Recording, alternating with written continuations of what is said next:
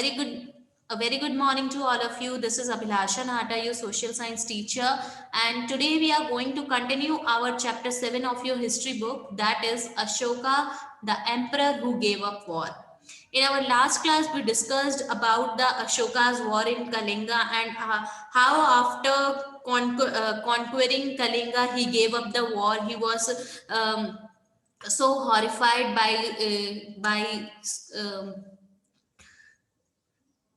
by seeing the situation of violence and the bloodshed, and he saw how many people, how many lovely people and good people dead became die. So in today's class we are going to talk about Ashoka's Dhamma, how he started or winning people through Dhamma or Dharma. So what was Ashoka's Dhamma?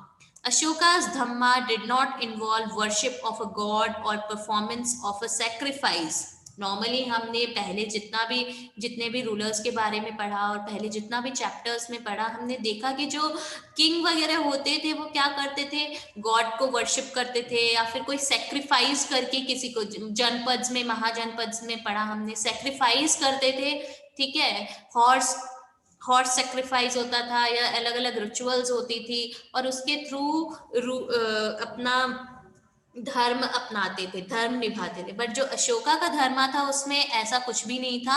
He felt that just as father tries to teach his children, he had a duty to instruct his subjects. He was also inspired by the teachings of the Buddha.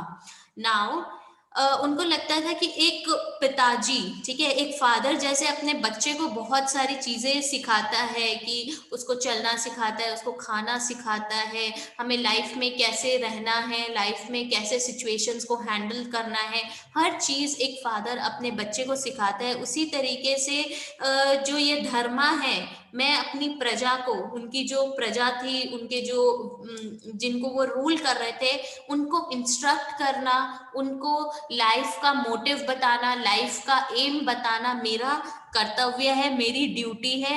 And जो अशोका थे, Buddhism, Buddha, Lord Buddha के बारे में आप सबने सुना है, उनके टीचिंग से बहुत ज्यादा इंस्पायर्ड थे. There were a number of problems that troubled him. People in the empire followed different religions, and this sometimes led to conflict. Animals were sacrificed, slaves and servants were ill treated. Besides, there were quarrels in families and amongst neighbors. Ashoka felt it was his duty to solve these problems. So he appointed officials known as Dhamma Mahatma, Dhamma Mahamatta, who went from place to place teaching people about Dhamma. Besides, Ashoka got his messages inscribed on the rocks and pillars, instructing his officials to read his message to those who could not read it themselves. Now just look at this paragraph. ऐसा नहीं था कि जब अशोका ने war को give up कर दिया और उसके बाद जो धम्मा को उन्होंने अपनाने लग गए, तो उनके सामने बहुत सारी प्रॉब्लम्स आई थी. जैसे कि बहुत सारे लोग जो थे डिफरेंट रिलीजन्स को फॉलो करते थे, ठीक है, और कभी कभी क्या होता था कि एक अलग तरीके बहुत लोगों के बीच में कॉन्फ्लिक्ट्स अराइज हो जाते थे कि उनका रिलीजन डिफरेंट है, तो उनके मतभेद आने लग जाते थे और बहुत लोग लड़ने लग जाते थे. एनिमल्स को कुछ धर्म में, कुछ रिलीजन्स में जो है वो एज ए रिचुअल एनिमल्स को सेक्रीफाइस करते थे, ठीक है.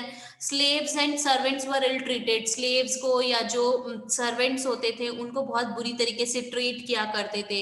इवन कभी कभी फैमिलीज में भी बहुत ज्यादा लड़ाइयाँ होने लग जाती थी, या आसपास के पड़ोसी होते थे उनमें लड़ाइयाँ होती थी.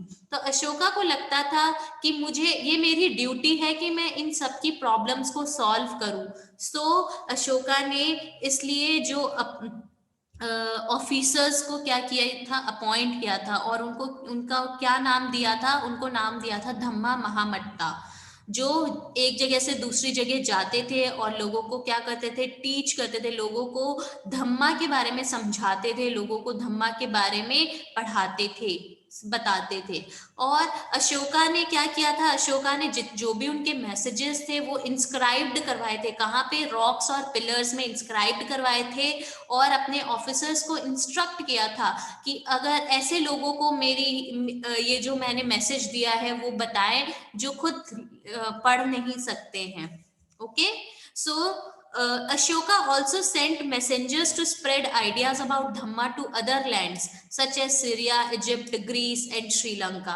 अब देखिए, अशोका ने खाली इंडिया में ही नहीं, दूसरे लैंड्स में जैसे सीरिया हो गया, इजिप्ट हो गए, ग्रीस, श्रीलंका, यहाँ पे भी अपने ऑफिसर्स को, मैसेंजर्स को भेजा और बोला कि आप ये बुद्धा की टीचिंग से बहुत इन्फ्लुएंस थे, तो बुद्धा की टीचिंग्स और उनका जो धम्मा था, उनके आइडियाज को स्प्रेड करें।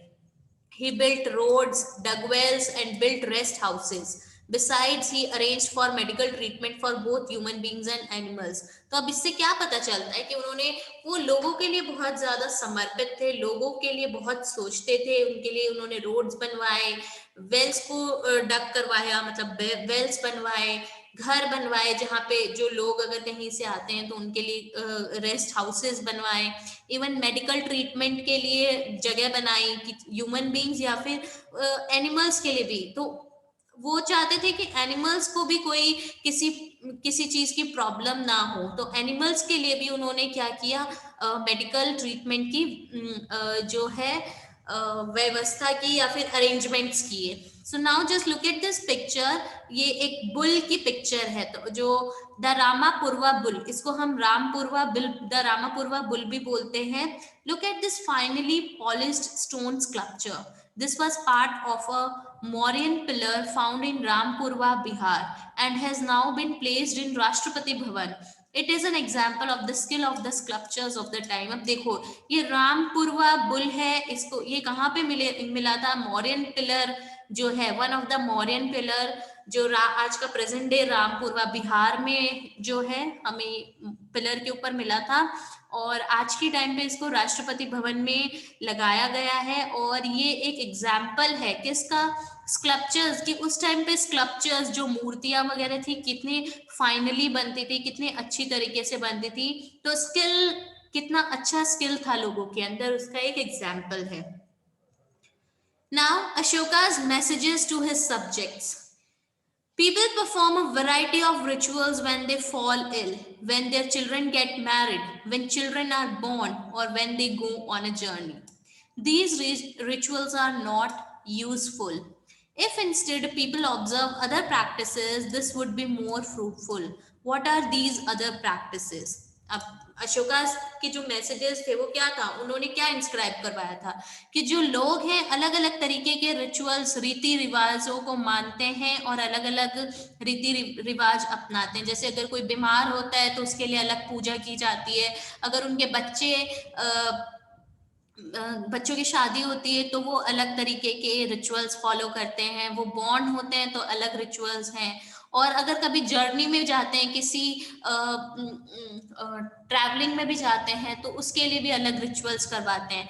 तो अशोका का मानना था ये सब जो रिचुअल्स हैं ये यूजफुल नहीं है, if instead people observe other practices, लोगों को अलग तरीके की प्रैक्टिसेस करनी चाहिए और वो ज्यादा फायदेमंद होगी और वो ज्यादा फ्रूटफुल होगा हमारे लिए। तो क्या है ये अलग practices, what are these other practices? These are being gentle with slaves and servants, जो स्लेव्स हैं, ठीक है, जो गुलाम हैं, जो नौकर हैं, उनके साथ बहुत अच्छी तरीके से बिहेव करो, behave good with slaves and servants.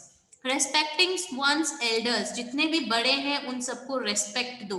Treating all creatures with compassion, जितने भी क्रिएचर्स है, either it is a flower, either it is a cow, dog etcetera, कोई भी क्रिएचर है, ह्यूमन बीइंग, सबको अच्छी तरीके से ट्रीट करो, कंपैशन के साथ ट्रीट करो। Giving gifts to Brahmins and monks, ठीक है, ब्राह्मण्स को, मॉन्क्स को क्या है, गिफ्ट्स दीजिए। It is both wrong to praise one's own religion और क्रिटिसाइज अनदर्स, वो बोलते हैं कि खुद के रिलीजन को प्रेज करना मतलब कि बताना कि हमारा रिलीजन सबसे अच्छा है, या फिर ये बोलना कि दूसरे का रिलीजन गंदा है, ये दोनों ही गलत बात है। ना हमें प्रेज करना चाहिए, ना ही हमें क्रिटिसाइज करना चाहिए किसी और के रिलीजन को, ना ही अपने रिलीजन को। Each one should respect the others religion, हमें सबके रिलीजन को इक्वली ट्रीट करना चाहिए, इक्वली रेस्पेक्ट देना चाहिए। If one praises once own religion while criticizing another's, one is actually doing greater harm to one's own religion।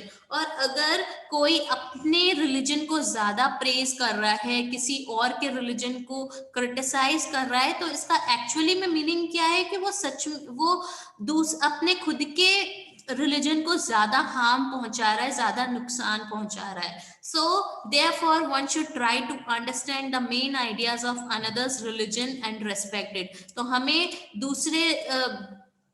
हमेशा ये समझना चाहिए कि जो दूसरे रिलीजन है उनके आइडियाज क्या है, उनकी मान्यताएं क्या है, उनमें क्या अच्छा है, हमें वो हमेशा अपने अंदर इनकलकेट करना चाहिए और रेस्पेक्ट देना चाहिए जो उसे फॉलो करता है। So, Pandit Jawaharlal Nehru, the first Prime Minister of India, wrote, his edicts का मतलब instruction, still speak to us in a language we can understand and we can still learn much from them. Identify the parts of Ashoka's messages that you think are relevant today. Now, Pandit Jawaharlal Nehru हमारे जो first prime minister रहे हैं India के, उन्होंने बोला है कि अशोका के जो इंस्ट्रक्शंस हैं वो आज भी उस लैंग्वेज में बोलते हैं जो सब समझ सकते हैं, और हमें उनसे बहुत कुछ सीखने को मिलता है आज के टाइम पे भी। तो आज के टाइम पे भी देखिए जितने भी उनके मैसेजेस थे कि हमें सबको जेंटली, स्लेव्स और सर्वेंट्स को जेंटली बिहेव करना चाहिए, बड़ों की आज्ञा माननी चाहिए, रेस्पेक्ट करनी चाहिए, सारे क्रिएचर्स को इक्वली कंपैशन के साथ ट्रीट करना चाहिए, ठीक है। ब्राह्मण्स, मॉन्क्स या ऐसे लोग जो